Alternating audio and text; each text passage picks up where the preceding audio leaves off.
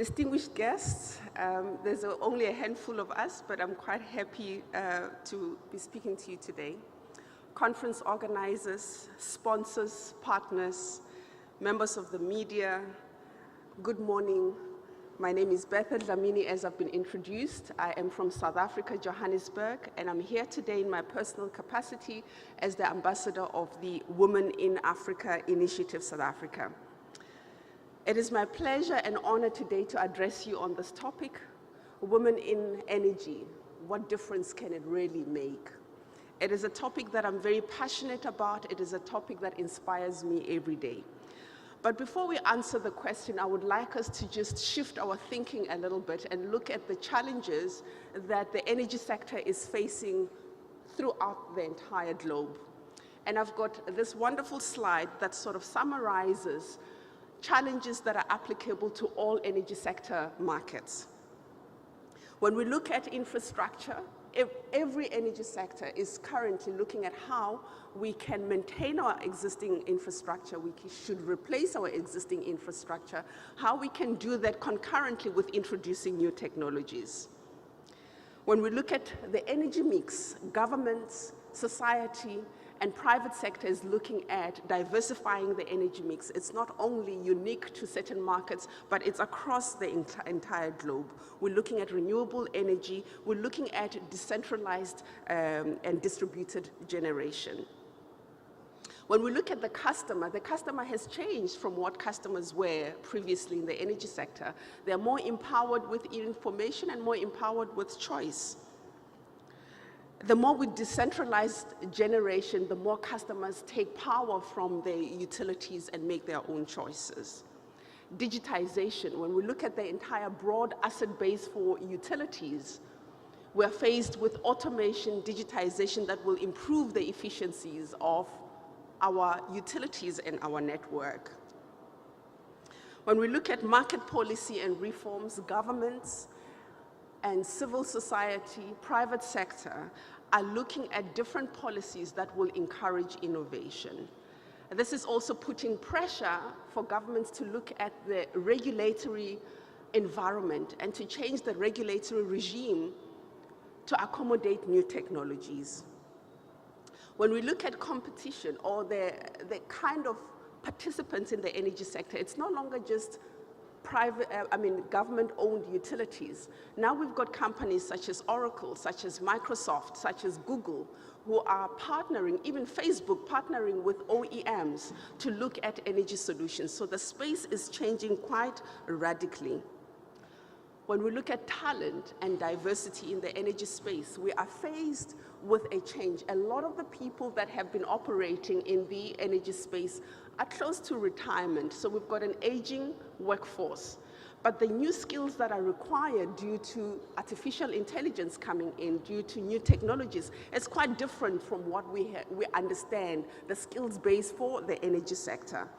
Now, with all these challenges, we are presented with a new set of opportunities for us to consider as stakeholders in the energy sector. It is at the intersection of gender mainstreaming, energy revolution, that we have the possibility and the opportunity to increase women participation, to ensure equitable and a sustainable future for all global citizens. The rapid change brought about by the fourth industrial revolution, the energy revolution, is disrupting our markets, all our markets, completely from how we used to understand them and how we used to perceive them, forcing us to think differently and also encouraging us to live differently. It's recreating our value chains in all our economies. It's introducing new players, as I've already mentioned, policies and new energy politics, even new energy economics that we need to consider, a different view of the environment and its parallel existence to the new technologies that we are bringing, requiring us to look at things differently. Therefore, it's unimaginable that we can question whether a particular gender or age could make a difference in the energy sector, because the landscape is changing so vastly. Automation, digitization, and artificial intelligence require new skills and competencies. We're talking about critical thinking. we're talking about cognitive thinking, we're talking about conceptual thinking and contextual thinking. We're talking about creativity. These are elements that will become our new assets in the new energy space. It is recreating economies the same way that electricity and railway changed the lives of our forefathers back in the day. It is said that 10 to 20 years' time from now, the jobs that we currently have will be redundant, which means when you look at the person sitting next to you, their job may not exist in 10 to 20 years' time. Yet in the same breath, 60% of the jobs that we need to operate in a digitized economy have not yet been created. Now, this tells us that we need a different way of thinking. The question should not be whether women can make a difference. The question should be how companies, governments, and society can strengthen their brain capacity to operate in this new environment. There are assets that we possess as human beings that we cannot automate. Emotions, critical thinking, as I've said, creativity, policy design, diplomatic relations across borders, attitude, culture, empathy. These are assets that we cannot automate. So however we change as a global society, this will remain the most valuable assets for governments, corporations, communities, families, and individuals. What does that mean for us in the energy sector? As the electricity network changes from being monolithic to a complex, multifaceted grid, companies wishing to operate and to succeed must have a better appreciation of their market conditions. They need diversity at all levels of their corporation, all levels of their organization, all levels of management. They need to increase the participation of women and the youth to distill the new customer and the role that the new customer will play in the energy sector. If you have the same people sitting around a table in a boardroom deciding the future, who are thinking the same way, you have a greater opportunity of missing what is happening outside. You have a greater opportunity of missing the strategies you need to cope in an innovative environment. Let's see if I can get to the next slide.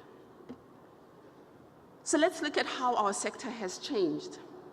Customers used to be a consumer. You just sold energy to customers. They just bought energy. But now the customer is a collaborator. The customer is more empowered. The customer has a choice. You have to think differently how you deal with the customer. Energy used to be the commodity. But now with the access to information and technology, the consumers are commodities. Utilities used to only make profit from just energy. Now you can make profit from innovative markets and from integrated services. You only required people that had expertise in energy and only energy. But now in utilities and even in OEMs, independent power producers, and other private companies that operate within the value chain of the energy sector, you need expertise in IT, you need expertise in energy, you need expertise in finance. The utility used to be the strongest incumbent. They owned the sector. It's no longer the case. Consumers have free choices or fresh choices. Energy security for customers used to be the main priority, the driving factor for operations. Now, independence and predictability for customers is important. We thought the market was shrinking, but it's expanding with new opportunities. Now, to cope with this rapid change, companies need to embrace diversity as a strategic priority. What does that mean? Different ethnicities, different genders. Well, there's only two genders, isn't it? So, different genders, nationality, age, sexual orientation, education, and religion Our boardrooms will no longer look the same. For us to succeed, we must embrace diversity, and we must be able to leverage these diverse perspectives to drive business success and innovation. To tap into this vast resource, organizations in the public and private sector need to harness the spirit of diversity. We need to ask, which talent pool in our environment have we not tapped into? We need to ask if the current jobs are going to be redundant in the next 10 to 20 years, and the jobs that we require are not even created. How do we ensure that there is a succession plan that will enable the company to operate, to succeed, and have competitive advantage in our market? It also says even our academic institutions need to rethink how they design and execute their academic programs to build talent pools that corporations and the public sector can draw from that will be prepared for these innovative markets. So going back to the energy sector, we need to ask ourselves, how do we recruit? How do we empower? How do we enable? How do we retain talent? Not only men, not only women, from all corners of our society. How do we build this pool of talented individuals? Competitive advantage, therefore, it is the ability to create diversity, to enable diversity, and to advance diversity in our environment for the mutual benefit of corporations, society, and the environment within which we operate. It may cause a little bit of anxiety, isn't it? It's a big change. It's something different. But success, discovery, invention lies on the other side of fear, lies on the other side of discomfort, lies on the other side of anxiety. If together collectively, as the smart brains of the sector, we can adapt to change, we can better participate in this evolving energy revolution. So for some facts in the energy sector, the Peterson Institution for International Economics report states that currently women leadership in the energy sector represents only 11%. Yet companies that have had more women participation in their organizations have added 6% to their bottom line. So we are not talking about something that is charitable, something that is nice. We're talking about hard figures. We're talking about sustainability of businesses in the market. We're saying that for the energy sector to have competitive businesses, it's not about men and women. What is important is to create the right culture and the right processes for human beings to operate together with integrity, trust, and commitment to achieve success. Yet with these facts, knowing that having a diverse leadership team, you can add 6% to the bottom line. Women only represent 5% across the top 200 utilities across the entire globe, 5%. Now, which company would refuse a proposition that says, I will add 6% to your bottom line during this very difficult economic times? So I say, yes, there is an opportunity to increase the participation of women and the youth in general in the energy sector. In the era when firms face complex challenges, geopolitical shifts, diversity is seen as an enabler. It is not something that you tick your box in your corporate governance. It is something that will ensure your survival beyond your territory. So as you look into advancing your markets, a lot of people I've interacted with in the last 3 days have asked me about South Africa. They've asked me about Africa and the opportunities that are in Africa. As you look into expanding into Africa, a continent where 600 million people still have no access to electricity, the hardest hit population is the youth and women. Without electricity, without energy, that particular population is deprived of dignity of life, access to education, access to quality health care, access to resources to enterprise, and therefore improve their microeconomies. So as you explore into moving out of your markets into the African markets, think of business models and financing models that will be favorable for women participation, that will be favorable for women to establish their own energy companies and participate within the value chain of the energy sector. I dream of an energy sector whose mental capacity is so diverse, so powerful, that as we introduce these new technologies from different parts of the world, we will eradicate energy poverty in Africa. But also we will transition energy sectors across the globe into this wonderful digitized sphere with clean energy solutions. And yes, women can play a significant role in that space.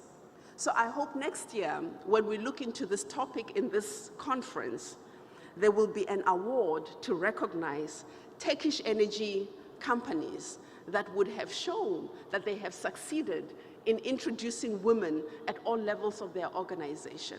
That this conference will recognize those institutions both in government and in society and in the energy sector that can demonstrate that they are committed to gender mainstreaming, that they understand what diversity is. I also hope that this talk next year will not be given by a woman, it will be given by a Turkish gentleman with conviction and pride. Ladies and gentlemen, I hope I have illustrated to you not only the opportunities that are available in the energy sector, but the fact that we should not question whether women should make a difference, but we should embrace diversity as a strategic priority in our businesses. And I thank you.